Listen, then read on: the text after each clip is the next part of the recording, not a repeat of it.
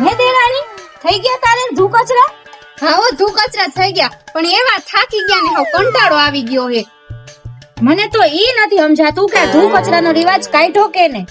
ઈ હું તમને સમજાવું જેઠાણી બાઈ. જો રાવણ એટલો શક્તિશાળી હતો તો એની બેન શૂરપંખાને 2 ફડકા મારીને શાંતિથી નો બેહાડી.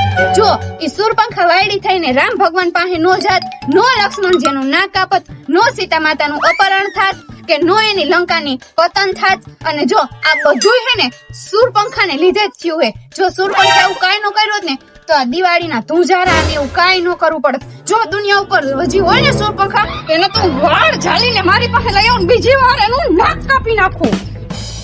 પણ આમાં મારો શું વાક દેરાણી? તો મને તું લાગી પડી મારવા. તમે શૂરપંખા જેવા જ છો. આમ કરીને બારે નીકળી ગયા. ધુંજારા ને એવું તો કઈ કરવું નથી, બધું દેરાણી પાસે કરાવવું હે. પાછા કે આવું બધું ક્યાંથી કાઢ્યું? મંગલ ભાવાનયા મંગલ